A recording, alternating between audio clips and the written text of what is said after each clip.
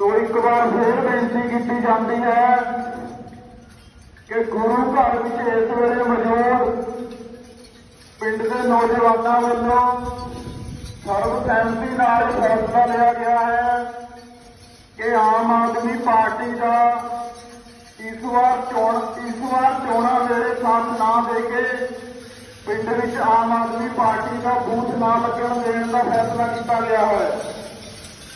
पिंड के बन्ने के अंदर आम आदमी पार्टी के किसी भी आगू या पार्टी के वोटों लिए प्रचार करने आए किसी भी वर्कर को आन नहीं दिता जाएगा, सख्त विरोध किया जाएगा। यह फैसला लैन का कारण प्रोफैसर दविंदरपाल सिंह भुन्नर की केजरीवाल सरकार वालों रिहाई रोकने संबंधी लिया गया है। नौजवानों का मनना है कि जिहड़ी पार्टी वोटां तो पहला पंजाब दीआं हकी मंगां दे पहरा नहीं लेंदी, उस तो बाद भी कोई उम्मीद नहीं की जा सकती। तो साध संगत नूं बेनती है कि जेकर पिंड विचों फिर भी कोई आम आदमी पार्टी का समर्थक वोटां वेले पार्टी का बूथ लाना चाहता है, वो गुरु घर अज शामी 5 बजे तो लैके 7 बजे तक नौजवानों में बैठ विचार चर्चा कर सकता है।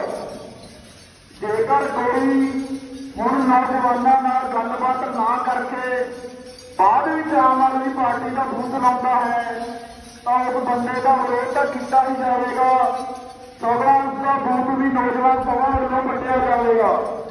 पर जेकर दिल्ली की केजरीवाल सरकार वोटां तो पहला प्रोफैसर दविंदरपाल सिंह भुन्नर की रिहाई कर देती है तो पिंड में आम आदमी पार्टी का विरोध नहीं किया जाएगा।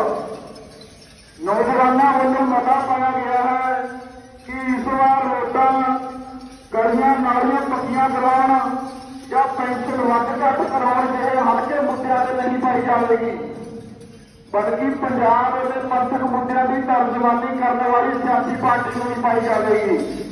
वाहिगुरू जी का खालसा, वाहिगुरू जी की फतेह। तो एक बार फिर बेनती की जाती है कि गुरु घर में इस वेले मौजूद पिंड के नौजवानों वालों सर्वसहमति नाल फैसला लिया गया है कि आम आदमी पार्टी का इस बार चोणों वेले साथ ना दे के पिंड विच आम आदमी पार्टी का बूथ ना लगन देने का फैसला किया गया है। पिंड के बन्ने के अंदर आम आदमी पार्टी के किसी भी आगू या पार्टी के वोटों लिए प्रचार करने आए किसी भी वर्कर को आन नहीं दिता जाएगा, सख्त विरोध किया जाएगा। यह फैसला लैन का कारण प्रोफैसर दविंदरपाल सिंह भुन्नर की केजरीवाल सरकार वालों रिहाई रोकने संबंधी लिया गया है। नौजवानों का मनना है कि जिहड़ी पार्टी वोटां तो पहला पंजाब दीआं हकी मंगां दे पहरा नहीं लेंदी, उस तो बाद भी कोई उम्मीद नहीं की जा सकती। तो साध संगत नूं बेनती है कि जेकर पिंड विचों फिर भी कोई आम आदमी पार्टी का समर्थक वोटां वेले पार्टी का बूथ लाना चाहता है, वो गुरु घर अज शामी 5 बजे तो लैके 7 बजे तक नौजवानों में बैठ विचार चर्चा कर सकता है।